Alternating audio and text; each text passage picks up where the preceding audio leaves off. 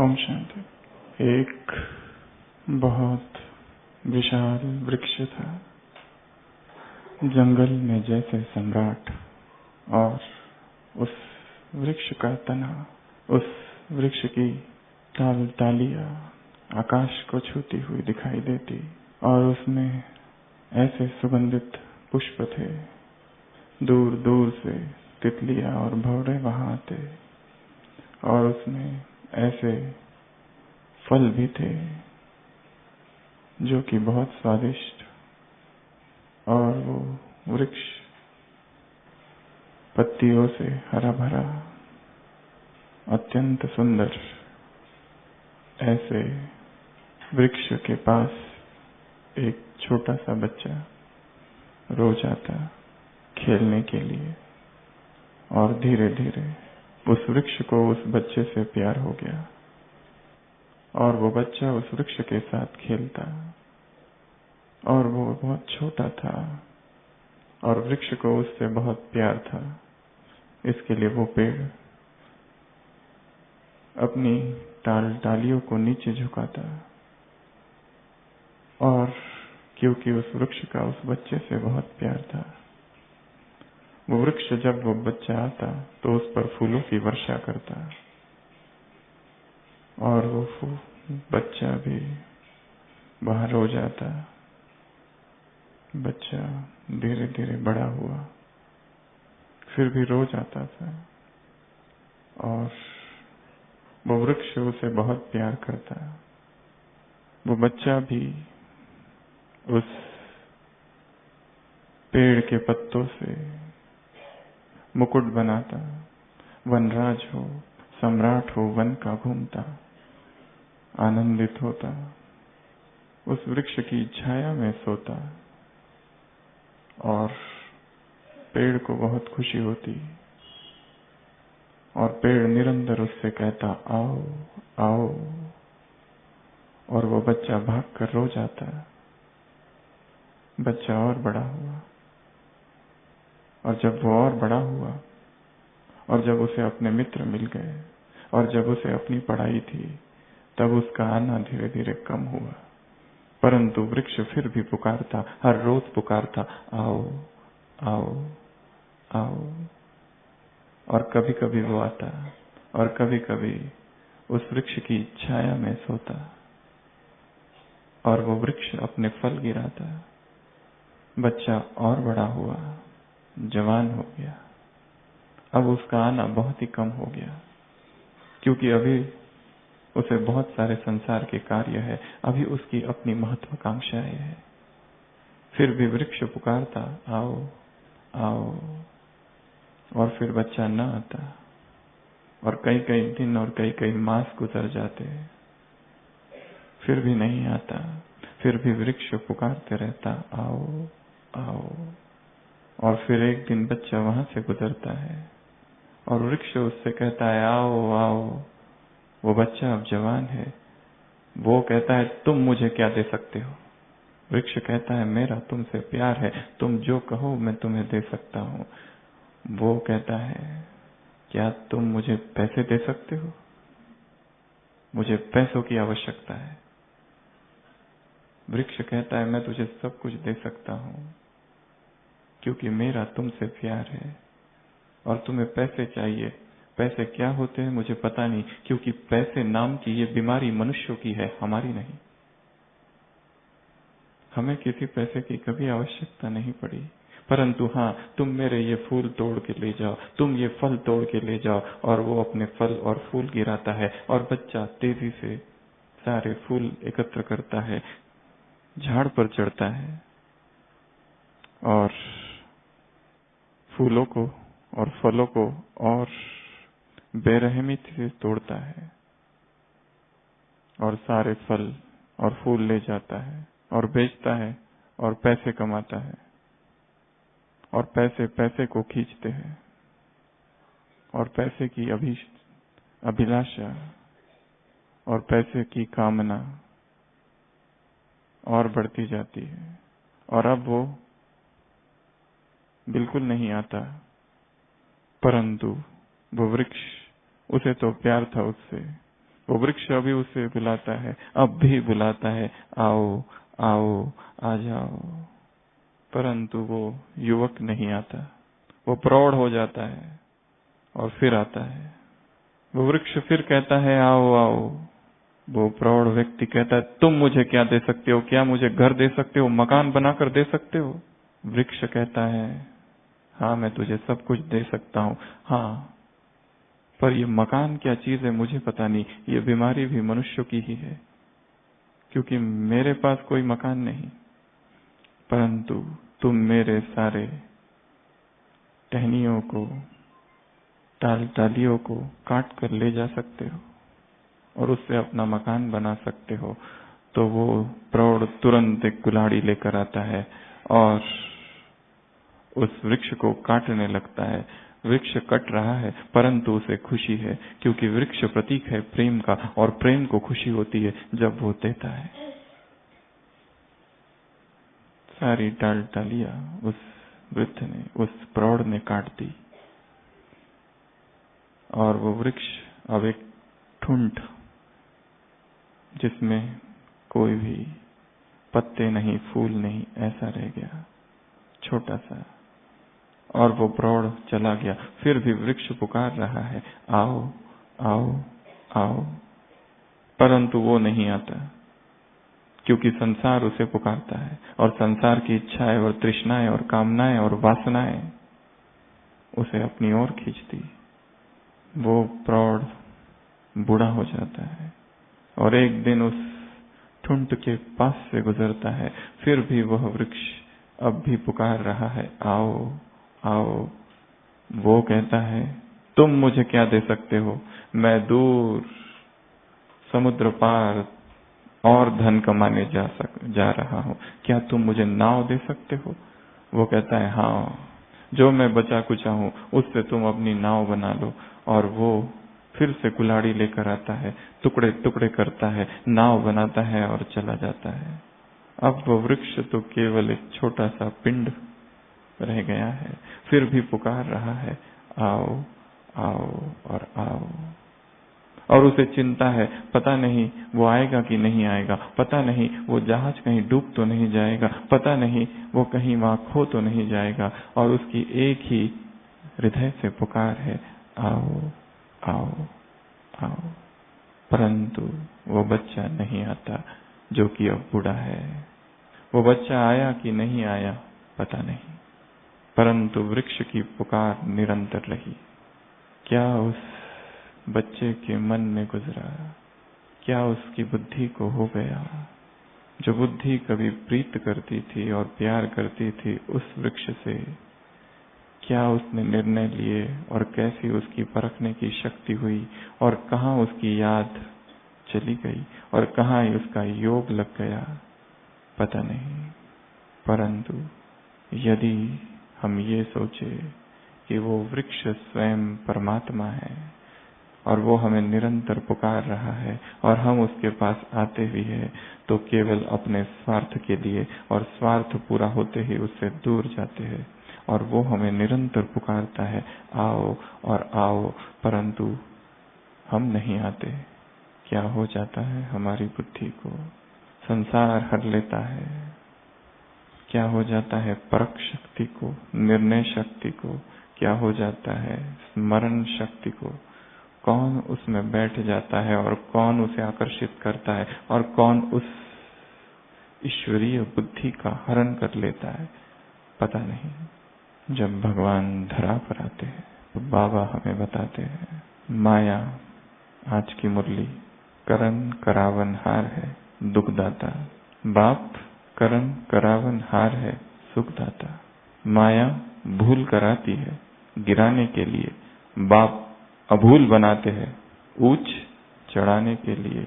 वो परमात्मा आया है और फिर भी आत्माओं की बुद्धि यदि भटक रही तो उसे क्या कहेंगे? उसकी स्थिति उसी बच्चे की तरह है जो कि उस वृक्ष से अज्ञात में ही धीरे धीरे दूर दूर दूर दूर होता गया और फिर कहीं खो गया। माया ऐसी ईश्वरीय बुद्धि को क्या कर देती है? लॉक लगा देती है, ताला लगा देती है। और जब बुद्धि को ताला लग जाता है तो बुद्धि के जो द्वार है, बुद्धि के जो फंक्शंस है, इंटेलेक्ट के जो पोटेंशियल एबिलिटीज है, वो सब के सब बंद हो जाते हैं और फिर वह बुद्धि काम नहीं करती। बुद्धि के 7 कार्य है। आत्मा में जो बुद्धि है वो 7 कार्य करती है, या यूं कहो बुद्धि के 7 द्वार है, 7 द्वार, और एक एक द्वार को एक एक ताला लग जाता है। आज की क्लास में हम ये देखेंगे, मेरी जो बुद्धि है और मेरी जो बुद्धि के 7 द्वार है उसमें कौन से 7 ताले लग गए, और यदि इस द्वार को खोलना है, इस ताले को खोलना है, तो वो कौन सी 7 चाबियां है जिससे एक एक द्वार खुले। मुरलियों में बाबा हमेशा गोदरेज का ताला बहुत याद करते हैं। क्यों? गोदरेज का ही क्यों? क्योंकि बहुत मजबूत होता है, बहुत शक्तिशाली होता है। अर्धेश्वर गोदरेज नाम का एक व्यक्ति था जो पहले वकील था, पर सत्य बोलने की आदत थी, इसके लिए सफल नहीं हो पाया। फिर भारत आया, मुंबई से विदेश गया, विदेश से फिर मुंबई आया, सर्जिकल इंस्ट्रूमेंट्स बेचने का काम किया, और एक दिन अखबार में पढ़ा कि मुंबई में बहुत चोरियां हो रही है। तब उसके मन में संकल्प आया, ऐसा एक ताला बनाया जाए, ऐसा एक लॉक बनाया जाए जो बहुत शक्तिशाली है। और उस समय भारत के जो लॉक थे वो हाथ से बनाए जाते थे, और पहली बार उसने उस संकल्प को साकार किया 1897। दिन रात मेहनत की और एक ऐसे ताले बनाए कि जिसको कोई चोर न खोल सके। 1936 में इस व्यक्ति ने शरीर का त्याग किया, परंतु तब तक उसका बिजनेस बहुत फैल चुका था। आज भी है, उसके पोते परदादे पर पोते चला रहे हैं। तो बाबा हमेशा इस लॉक की चर्चा करते हैं क्योंकि ये बहुत शक्तिशाली लॉक है। और मुरलियों में आता है कि माया क्या कर देती है, तुम्हारी बुद्धि को लॉक लगा देती है। तो जब बुद्धि को लॉक लग जाता है तो बुद्धि के जो कार्य है, बुद्धि के जो फंक्शंस है, बुद्धि के जो पोटेंशियल्स है, वो सारे के सारे खत्म हो जाते हैं। बुद्धि के ये जो 7 द्वार है ये सब के सब बंद हो जाते हैं। आज हम देखेंगे वो कौन से 7 द्वार है और कौन सी चाबी लगाई जाए जो एक एक द्वार खुल जाए।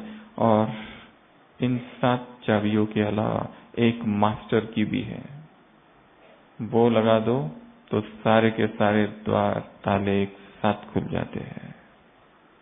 उसके भी पहले एक ताले बनाने वाला व्यक्ति था जिसके पास बहुत सारे ताले थे, हथौड़ी थी और चाबियां थी। वो हथौड़ी जो उसके पास थी बहुत शक्तिशाली थी। उस हथौड़ी को हमेशा आश्चर्य होता था कि ये चाबी इतनी छोटी और फिर भी ताले को खोल देती है, और मुझे ताले को तोड़ने के लिए कितनी मेहनत करनी पड़ती है जबकि मैं लोहे की बनी हूं। फिर भी तो उस हथौड़ी ने एक बार उस चाबी से पूछा कि मैं इतनी बलवान, मैं इतनी शक्तिशाली, फिर भी तुम इतनी छोटी, और फिर भी तुम आराम से ताले को खोल देती हो बिना मेहनत के। मुझे तो कितनी मेहनत करनी पड़ती है, मैं कितनी शक्तिशाली हूँ, कितना मारना पड़ता है, ठोक पिट करना पड़ता है, तब जाके ताला टूटता है। What is the secret? वो चाबी कहती है, क्या कहती होगी? मैं ताले के अंतःकरण में घुसती हूँ, हृदय में प्रवेश करती हूँ और फिर उससे निवेदन करती हूँ, और मेरा वो निवेदन करना उस चाबी को घुमाना है और फिर वो ताला स्वतः ही खुल जाता है। तो जिसके बुद्धि का ताला खोलना है उसके हृदय में बड़े प्रेम से प्रवेश करना है और फिर घुमाना है, निवेदन करना है, हे देव कुल की महान आत्माओं आ जाओ, तो वो आएगी। चाहे कितने भी कट्टर बुद्धि हो, माधव देव को झुकना पड़ा शंकर देव के आगे, शाक्त से वैष्णव बन गया। चाहे कितना भी अपनी धारणाओं में मजबूत हो, जहां प्रेम की चाबी लगती है वहां चेतना को झुकना पड़ता है। फिर वो डिबेट, फिर वो विवाद, फिर वो संवाद, फिर वो आर्गुमेंट काम नहीं करता। शक्ति का उपासक कृष्ण का उपासक बन गया। तो चाबी अंतःकरण में डालनी है, हृदय में डालनी है और फिर घुमानी है, तो ताला खुलेगा।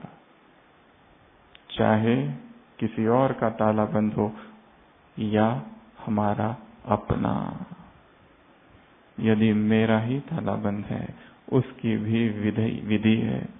हृदय, भावनाएं, इमोशंस, फीलिंग्स, इस फीलिंग के, भाव के, भावना के जगत में प्रवेश करना है तो परिवर्तन होगा।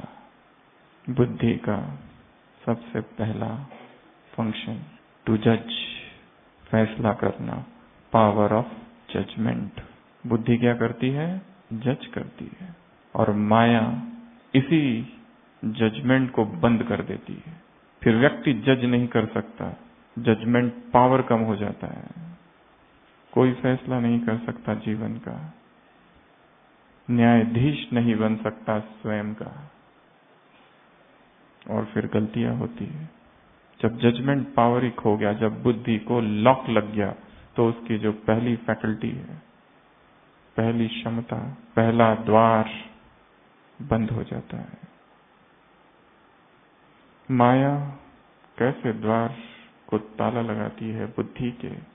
कब लगाती है, क्यों लगाती है, कैसे लगाती है, किस लिए लगाती है, कितना देर तक ये ताला लगा रहता है और कैसे ये ताला खुले, इसकी हम चर्चा करेंगे। दूसरा बुद्धि का कर्तव्य, फंक्शन है पावर टू इम्बाइब, धारणा करने की शक्ति बुद्धि की है। तो जब माया का लॉक लग जाता है तो धारण करने की और धारणा करने की शक्ति खो जाती है। तीसरा पावर टू जज, पावर टू डिसाइड, निर्णय करने की शक्ति। चौथा पावर टू डिस्क्रिमिनेट, परखने की शक्ति बुद्धि का काम है।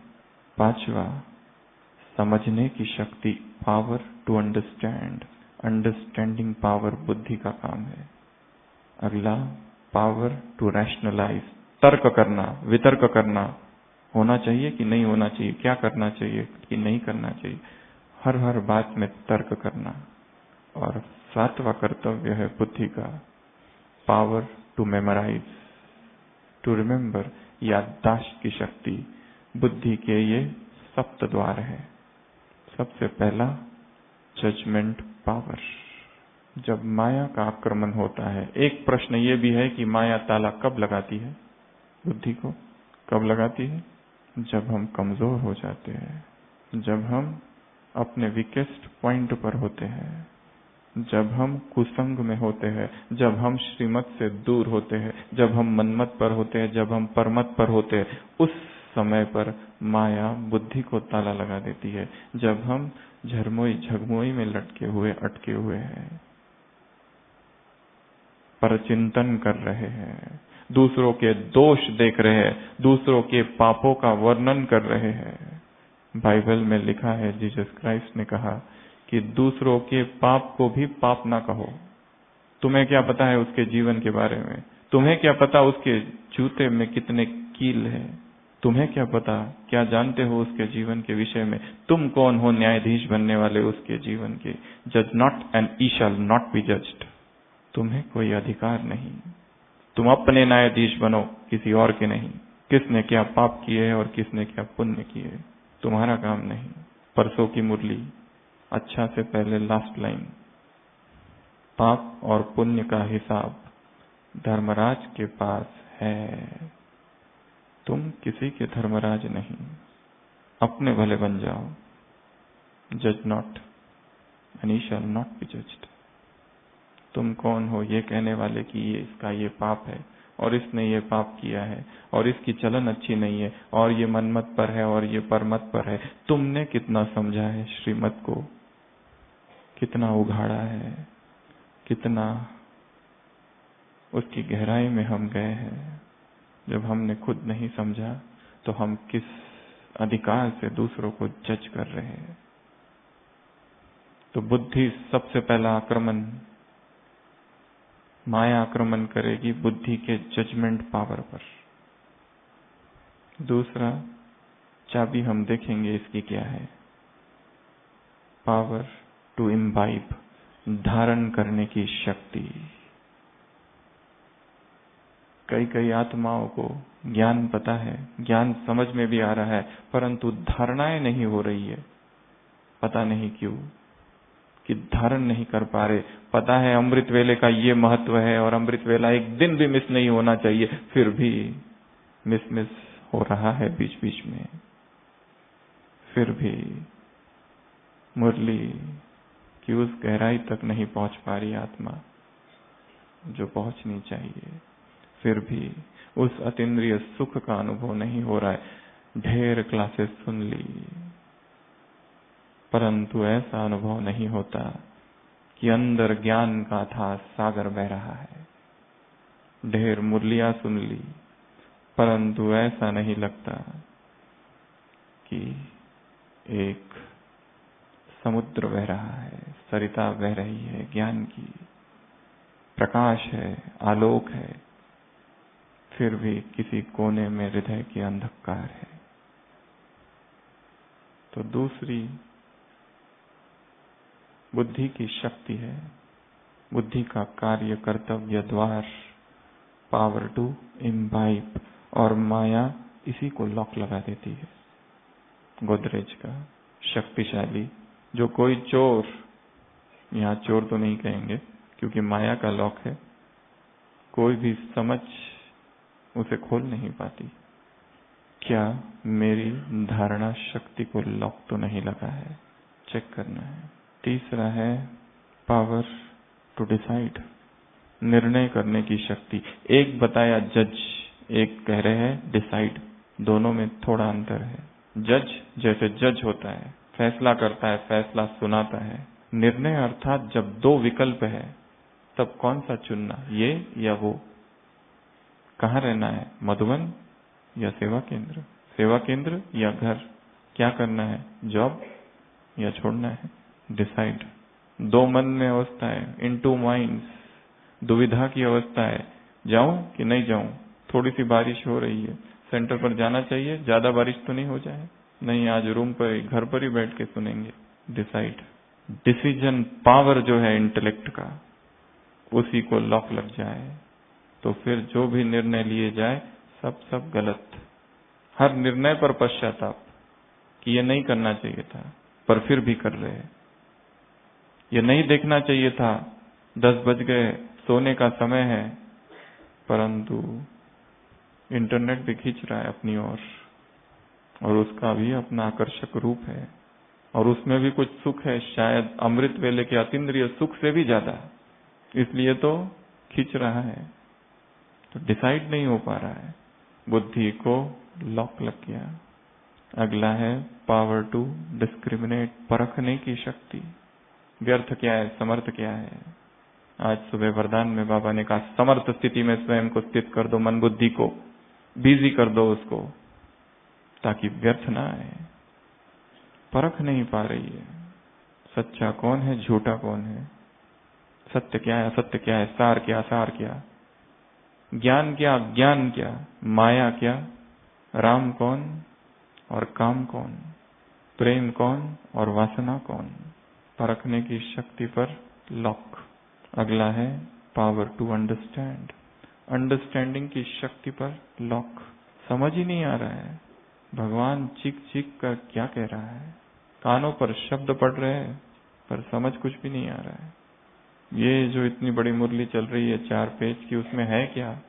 शब्द रटे हुए हैं। बाप आए हैं पतितों को पावन बनाने, दिव्य गुण धारण करने हैं, मौत सामने खड़ा है, तुम्हें घर जाना है, सतयुग आने वाला है, तुम्हें दिव्य गुण धारण करने हैं, सेवा भी करनी है, काम महाशत्रु है, आदि मध्य अंत दुख देता है, माया भूसा लगाती है, माया से तुम्हारी बॉक्सिंग है, हिसाब किताब चुकतू करने हैं जैसे मम्मा बाबा ने किए थे, तुम्हें विचार सागर मंथन करना है। सारे शब्दों की बौछार हो रही है, परंतु कहाँ से और कहाँ जा रहे हैं समझ नहीं आ रहा है, क्योंकि वही वही शब्द है और वही वही सुने हुए हैं, और बार बार सुने हुए शब्दों का प्रभाव कम हो गया है। काम महाशत्रु है, आदि मध्य दुख देता है, इधर से सुना और इधर से गया। मौत सामने खड़ा है, मौत का बाजार गर्म होगा, होलसेल मौत होगा, इधर से सुना और इधर से गया। बाप आए हैं, पाप पतित पावन है, तुम्हें निर्विकारी बनना है, बच्चे देही अभिमानी भव, इधर से सुना और इधर से गया। कब गया और कहाँ गया पता नहीं। ढूंढते ढूंढते दूसरे दिन की मुरली आ गई और वो डायरियों में खो गई। पॉइंट्स, पावर टू अंडरस्टैंड खत्म। अगला है पावर टू रैशनलाइज, तर्क करने की बुद्धि चली गई। सत सत महाराज, कल की मुरली साकार, इसे भक्ति कहा जाता है। जो भी सुना उसको कहना सतवचन महाराज। बुद्धि का प्रयोग करना बंद हो गया है। जो भी सुनाया जा रहा है राइट है, राइट है, राइट है, वो थी भक्ति की बातें। ये है यहाँ पर ज्ञान की बातें। हम संशय की बात नहीं कर रहे। ज्ञान को समझने के लिए तर्क चाहिए, लॉजिक, रीजनिंग। ये ऐसा क्यों कहा? आज सुबह की मुरली, एकज भूल किसको कहा? क्यों कहा भगवान ने कि ये एक ही भूल है कि कृष्ण को ला लिया शिव की जगह? तर्क, रीजनिंग, लॉजिक स्वीकार नहीं कर लो इस बात को। किसी भी बात को तुरंत स्वीकार नहीं करना है। Do not accept anything because it is written somewhere. Do not accept anything because it is said by somebody. Do not accept something because it is hallowed by traditions. Do not accept something because everybody has accepted. Find the truth yourself. इसलिए नहीं कि वो शास्त्रों में लिखा है, इसलिए नहीं कि वो मुरलियों में लिखा है, इसलिए नहीं कि किसी ने वो कहा है, किसी महान आत्मा ने कहा है। सत्य को हर एक को स्वयं ढूंढना है, खोज करनी है ज्ञान की मुरलियों में, तर्क से। बाबा ने कहा है ये अंधश्रद्धा का ज्ञान नहीं है। बाप जो सुनाते हैं तुम्हें जज करना है, मैं जो सुनाता हूं वो राइट है या दुनिया वाले जो सुनाते हैं वो राइट है। ये अंधश्रद्धा का ज्ञान नहीं है। जज करो, तर्क करो। और लास्ट, बुद्धि का काम है मेमोराइज। हमें मुद्दी याद ही नहीं रहती है, ज्ञान तो भूल जाता है। इसका मतलब जो ये कह रहे हैं बुद्धि को लॉक लगा है। मेमोराइज करना, याददाश्त, याद करना, ये बुद्धि का काम है। तो बुद्धि के ऐसे 7 कार्य है। सप्तद्वार। और माया कभी ना कभी सारी दिनचर्या में लॉक कर देती है बुद्धि को। कब करती है? जब श्रीमत को छोड़ा बुद्धि लॉक, परचिंतन में गए बुद्धि लॉक, पर दोष का वर्णन किया बुद्धि लॉक, किसने क्या पाप किए वो गिनाए बुद्धि लॉक, कौन क्या कर रहा है बुद्धि लॉक, अमृत वेला मिस किया बुद्धि लॉक, मुरली में नींद करते बैठे बुद्धि लॉक, सेवाओं में मैं कर रहा हूं, मैंने किया, मैं का ताला लॉक। खान पान में बुद्धि चली गई और स्वाद ने अपहरण कर दिया तपस्या का, बुद्धि लॉक। सबसे पहला द्वार है पावर ऑफ जजमेंट। इसको कैसे खोले? कौन सी वो चाबी है जिससे हमारा जजमेंट कभी भी गलत ना हो? चाबी है डिटैचमेंट, न्यारापन। जैसे वो जज होता है, न्यायाधीश होता है, 2 वकील है, परंतु वो केस से डिटैच रहता है, तभी वो जजमेंट दे सकता है। यहां पर भी जो जितना न्यारा है, ये 7 चाबियां या 7 धारणाएं हैं जो जीवन भर हमें प्रयत्न करते रहना है धारण करने की। सबसे पहली धारणा है डिटैचमेंट। अच्छे बुरे के आकर्षण में ना आए। आज वो स्लोगन में है डिटैच्ड। और मन डिटैच तब रहेगा जब हमारी बुद्धि कहीं और लगी हो, उस परम की ओर। जैसे दिखाया है, एक बार दो सूफी फकीर किसी बाजार से, मंडी से गुजरते। वहां पर इतनी भीड़ है, शोरगुल है, खरीद फरोख्त तो हो रही है, लोग चिल्ला रहे हैं, वस्तुएं बिक रही है। और उस बीच एक सूफी फकीर कहता है, शाम का समय है, उसे मस्जिद की अजान सुनाई देती है। और वो अपने दूसरे साथी से कहता है, देखो वो अजान सुनाई दे रही है, शाम का समय हो गया है नमाज का। तो दूसरा फकीर कहता है, तुमको इतने शोरगुल में वो आवाज कैसे सुनाई आई? यहां तो कुछ भी सुनाई नहीं दे रहा है, लोग इतना चिल्ला रहे हैं। वो कहता है, जहां ध्यान होगा वो अपने आप सुनाई आएगा। इसका मैं तुम्हें एक उदाहरण देता हूं। वो अपने खीसे से 1 रुपया निकालता है। बहुत भीड़ है, लोग बिजी है खरीदने में चीजें, सब्जी, कुछ खरीदने में। और वो 1 रुपया ऊपर उछालता है और वो 1 रुपया नीचे गिरता है, जोर आवाज होती है। और सारे के सारे भीड़ वाले लोग देखने लगते हैं, क्या गिरा क्या गिरा क्या गिरा। कहीं तो सिक्का गिरा है, पैसा गिरा है। क्योंकि सबकी बुद्धि में पैसा ही घूम रहा है। जो जिसकी बुद्धि में घूम रहा है उसी को वो सुनाई देता है। जिसकी बुद्धि में मुरली गूंज रही है, वो मुरली की झनकार उसे निरंतर सुनाई देगी। जिसकी बुद्धि में भगवान गूंज रहा है, अमृत वेले उसकी आवाज आएगी, आ जाओ। जिसकी बुद्धि में जो गूंजता है उसे वही सुनाई देता है। हमें क्या सुनाई दे रहा है?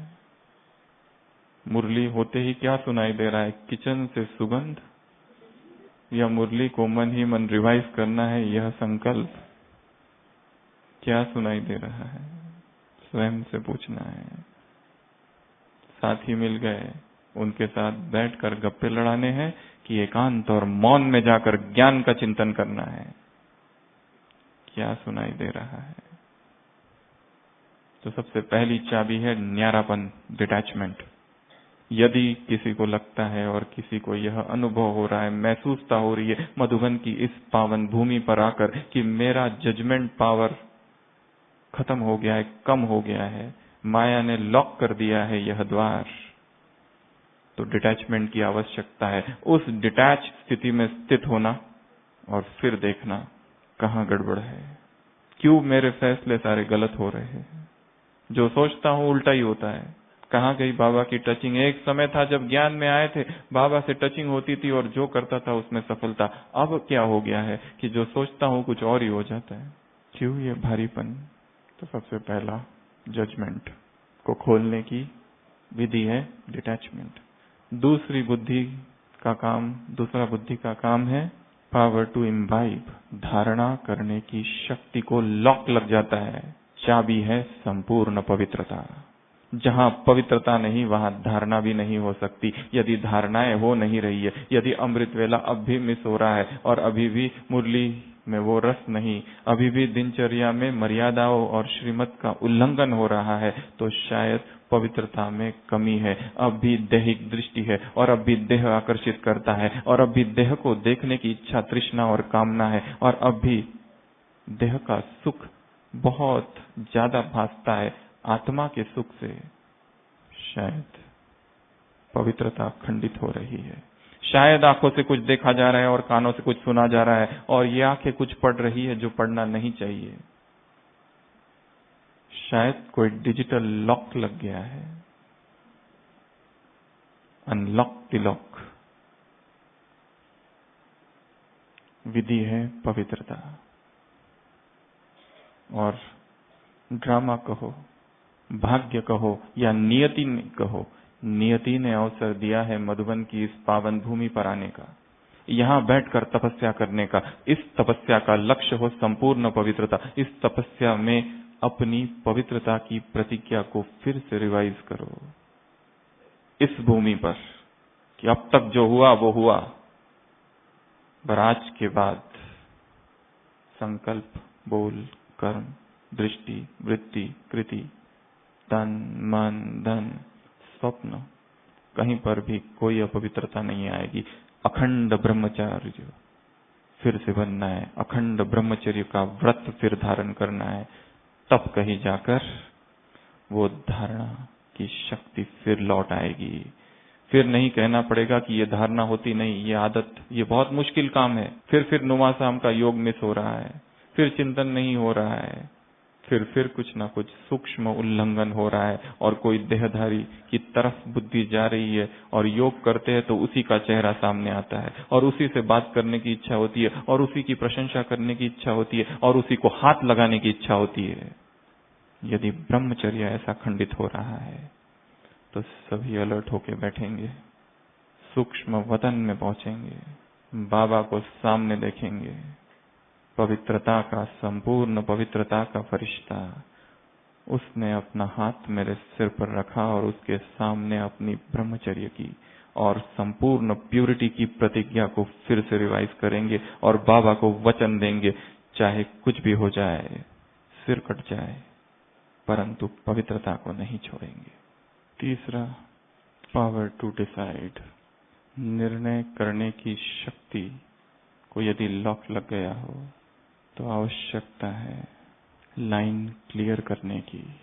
चाबी है लाइन क्लियर करना, अर्थात बाबा से जो कनेक्शन है उसको क्लियर करना, अर्थात पारदर्शी हो जाना, अर्थात कुछ भी छिपाना नहीं, अर्थात उसके सामने हम जो है जैसे है वो रख देना, कह देना ये हूं मैं, अर्थात हमारे और उसके बीच कोई ना आए, कोई नहीं। बाइबल में एक सुंदर वाक्य एक जगह लिखा है, neither death nor life nor height nor depth nor nakedness nor angels, nor principalities, nor things present, nor things to come, nor any creature on this planet shall be able to separate us from the love of God. हमें भगवान के प्यार से कोई दूर नहीं कर सकता, चाहे ऊंचाई, नीचाई, जीवन, मृत्यु, जो व्यक्ति है और जो व्यक्ति होंगे, कोई नहीं। स्वर्ग के फरिश्ते या संसार की कोई भी प्रिंसिपैलिटी, कोई सत्ता, कोई भी हमें ईश्वरीय प्रेम से अलग नहीं कर सकती। हमारे और उसके बीच यदि कोई व्यक्ति खड़ा है, कोई वस्तु, कोई वैभव, कोई इच्छा, कोई पद की कामना, सबको हटाओ। लाइन क्लियर जब होगी उसके साथ, तो उसकी टचिंग्स होगी, ये करो, वो करो, यहाँ जाओ, वहां जाओ, आप ही पता चलेगा, सोचना नहीं पड़ेगा। It shall be given unto you at that hour, तुम्हें उस समय वो दिया जाएगा, क्या बोलना है, क्या नहीं बोलना है। तो जब निर्णय करना हो और हमें लगता है हमारे निर्णय गलत हो रहे हैं और हमेशा जीवन में त्रिशंकु की अवस्था है जो बीच में लटका हुआ है, इधर या उधर, टू बी और नॉट टू बी, शेक्सपियर के हेमलेट की जैसी अवस्था है, निरंतर कंफ्यूजन है, करूं कि नहीं करूं, ऐसी स्थिति है, इसका मतलब ऊपर कनेक्शन नहीं है। जब भी जीवन में महत्वपूर्ण डिसीजन लेना है, बाबा ने कहा है प्लेन बुद्धि होकर बैठ जाओ, फिर प्लानिंग की टचिंग होगी। कनेक्शन को टाइट, अखंड, अविरल, अनइंटरप्टेड कर दो। ये तीसरा। चौथा, पावर टू डिस्क्रिमिनेट, परखने की शक्ति को जब लॉक लग जाता है, विधि है ज्ञान का तीसरा नेत्र। ज्ञान के तीसरे नेत्र को खोलो, अर्थात स्टडी करनी है, अर्थात अध्ययन करना है, अर्थात चर्चा करनी है ज्ञान की बैठकर।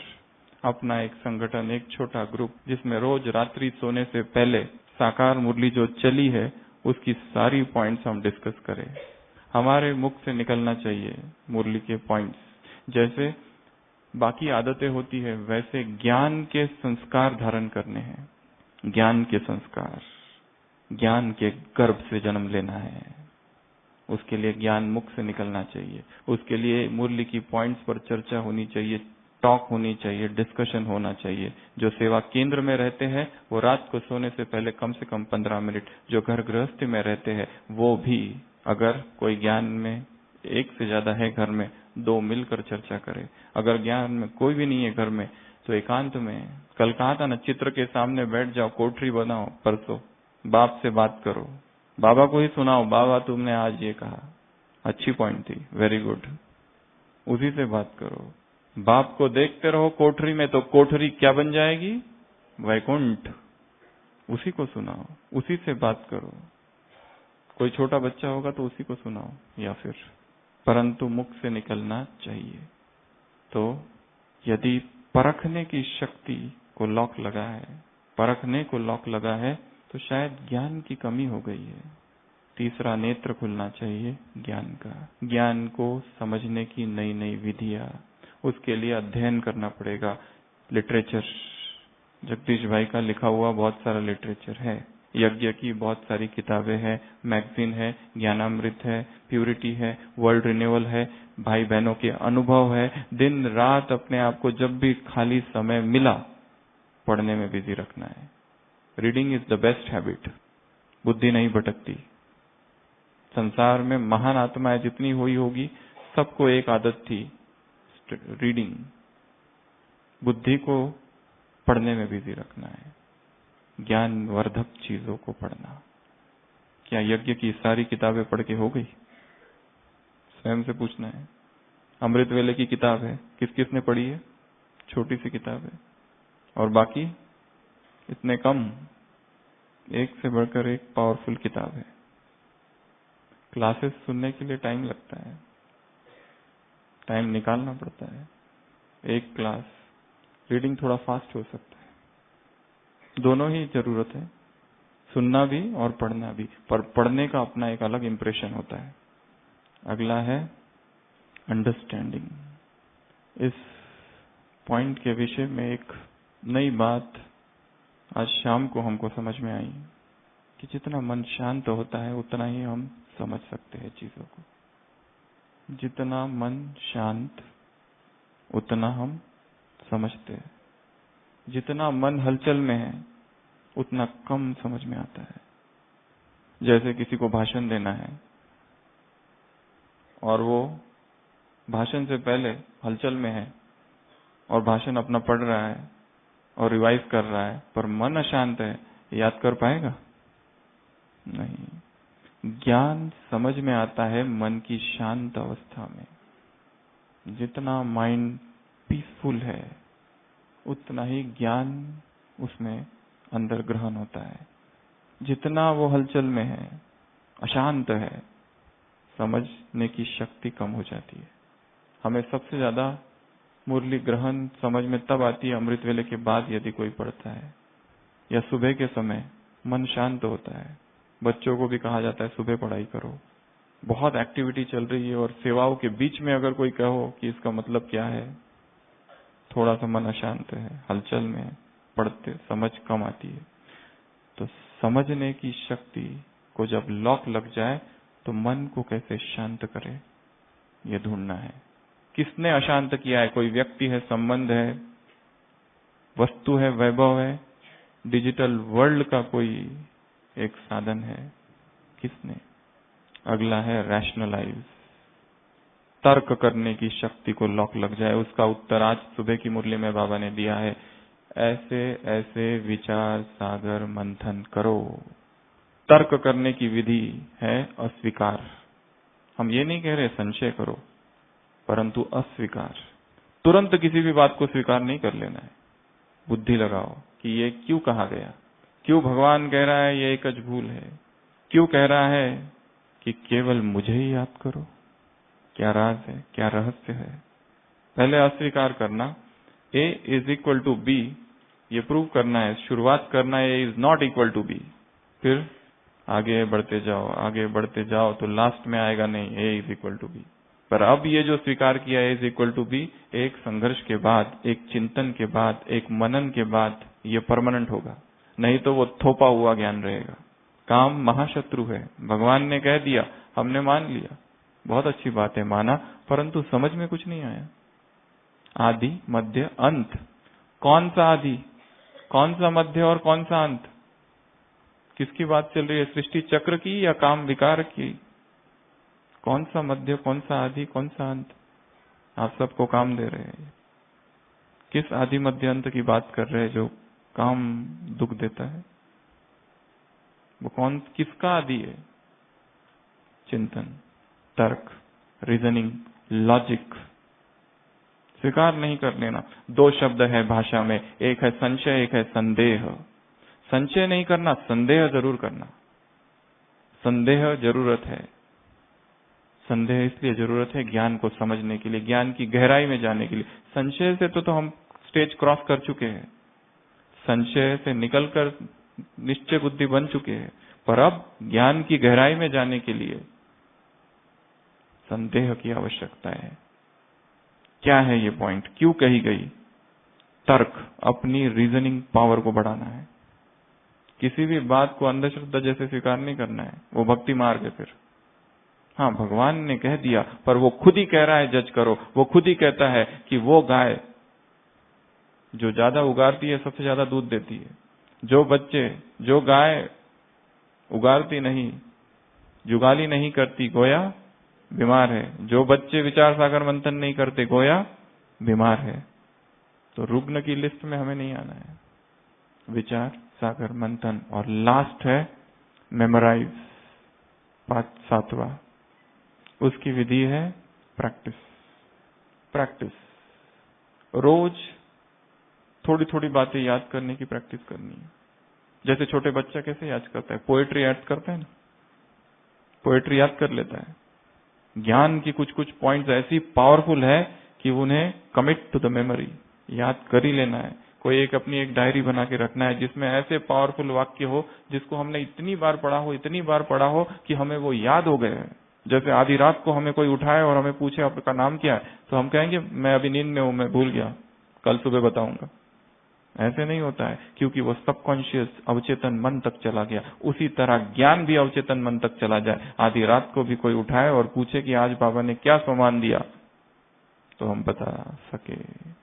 इतना सारे दिन भर उसका चिंतन करते करते करते करते करते उसका जैसे रात तक स्वरूप बन जाए, स्वप्न में भी ज्ञान की बातें आए।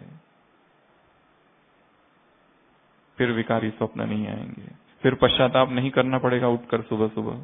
फिर वही दुख, उठते ही आंख खुलते ही दुख कि ये क्या दिख गया। प्यूरिटी के स्वप्न आएंगे। तो लास्ट है, कौन सी चाबी बताई? प्रैक्टिस। रोज स्लोगन ले लो, 10 बार पढ़ो और याद कर लो। फिर सारे दिन भर कोई मिलता है तो उससे पूछना कि तुमको याद है आज बाबा ने क्या कहा था स्लोगन में? पर देख कर पूछना जिसको इंटरेस्ट है ज्ञान योग में। नहीं तो ज्ञानियों को ज्ञान सुनाना अर्थात एलर्जिक रिएक्शन हो सकती है। तो जिनको इंटरेस्ट है उनके साथ ज्ञान की चर्चा हो। तो ऐसी ये 7 क्या है चाबियां। पहली चाबी न्यारापन, दूसरी चाबी पवित्रता, तीसरी चाबी बुद्धि की लाइन क्लियर, अगली चाबी ज्ञान का तीसरा नेत्र, अगली चाबी अंडरस्टैंडिंग के लिए शांत, मन को शांत कर देना। रैशनलाइज के लिए चाबी विचार सागर मंथन, और याददाश्त बढ़ानी है, अपनी मेमोरी पावर बढ़ानी है। रात को सोते समय फोटोग्राफिक मेमोरी के लिए बताया जाता है, अपनी सारी दिनचर्या को याद करते करते सो जाओ। याद करो सुबह से मुरली क्लास में बैठे थे, कौन सी सीट पर बैठे थे, बाजू में कौन था, दिन कौन सा था। यहां से स्थूल से शुरुआत करना, फिर सूक्ष्म में प्रवेश करना। इस दरवाजे से गए थे, उस दरवाजे से गए थे, चप्पल यहां निकाली थी या वहां निकाली थी। एक ज़ेन मास्टर के पास एक शिष्य आता है ज़ेन सीखने, मेडिटेशन सीखने, चप्पल बाहर निकालता है, अंदर आता है। गुरु पूछता है पहले तुम्हारी एक परीक्षा, बताओ तुमने चप्पल इधर दरवाजे की इस ओर निकाली या उस ओर। वो कहता है मुझे याद नहीं। वो कहता है तुम योग्य नहीं हो, क्योंकि तुम बेहोशी में काम करते हो, हर काम होश में करना है। तो इसका डायरेक्ट योग से संबंध नहीं, परंतु संबंध है मेमोरी पावर से। और जहां मेमोरी में ज्ञान की बातें हैं, वहां परिस्थिति में वो काम आएगी और अडोल रहेंगे। इसके लिए पावरफुल पॉइंट्स अलग से निकालना और इधर फिट कर देना है उनको। तो ऐसे ये 7 चाबियां। अभी एक मास्टर की है, वो कौन सी, फिर क्लास पूरा करेंगे। मास्टर की कौन सी है, मेरा बाबा। मास्टर की कौन सी है, बाबा। मास्टर की है एक बाप, दूसरा ना कोई। मास्टर की है मन मना भव। मास्टर की है मध्याजी भव। मास्टर की है मामे कम याद करो। मास्टर की है हम सो हम। मास्टर की है ओम शांति, महामंत्र है ना। मास्टर की है और क्या, एक बल एक भरोसा। ये सब मास्टर कीज है जो बाबा ने दिए है। तो सार रूप में निरंतर ज्ञान का चिंतन, मनन, अध्ययन, किसी भी बात को तुरंत स्वीकार नहीं करना, उसे समझना, तर्क करना, याद रखना, धारण करना, जज करना, निर्णय करना, परखना, अपनी सप्त शक्तियों को जागृत रखना है, नहीं तो फिर धोखा होगा। जैसे लास्ट एक बात बता रहे, एक लोमड़ी सुबह सुबह बाहर निकलती है और सूरज अभी उगा ही है, तो उसकी जो छाया है बहुत दूर तक गिरती है। तो उस लोमड़ी को लगती है मैं इतनी बड़ी, वाह, बहुत खुश हो जाती है अपने आप को देखकर। वो कहती है अभी नाश्ते के लिए तो एक ऊंट से कम से नाश्ता पूरा नहीं होगा। ब्रेकफास्ट में एक कैमल, एक ऊंट ही लगेगा मुझे। और ढूंढने निकलती है ऊंट को, क्योंकि सुबह का समय है और मैं इतनी बड़ी हूं। ढूंढने निकलती है, ढूंढती है, ढूंढती है। दोपहर तक कोई नहीं मिलता है, पर दोपहर तक सूरज भी सिर के ऊपर तक आ जाता है, तब तक उसकी परछाई छोटी सी हो जाती है। और फिर वो सोचती है अब तो एक चींटी भी मिल जाए तो काम हो जाएगा। सुबह कैसी बुद्धि थी, अज्ञान वाली, लॉक्ड इंटेलेक्ट। दोपहर होते होते थोड़ी होश में आई कि मैं ये हूं और क्या सोच रही थी। तो भगवान पुकार रहा है, आओ आओ आओ। और वो बच्चा कहीं भटक ना जाए। उसकी जो बुद्धि है, उसकी तर्क शक्ति, उसे पता चले ये कौन बुला रहा है। उसकी धारणा की शक्ति, उसकी समझने की शक्ति, उसकी जजमेंट पावर, उसकी तर्क शक्ति, उसकी मेमोरी पावर, ये सब इंटैक्ट हो, तो माया चाहे कितना भी गोदरेज का लॉक लगाए, हमारे पास की है, उससे हम खोल दे। और एक लास्ट बात, डबल लॉक बाबा ने लगाने को कहा है। कौन कौन से डबल लॉक लगाने हैं? 7 प्रकार के डबल लॉक बताओ। याद और सेवा, ज्ञान और योग, प्रेम और शक्ति, love and power, love and law,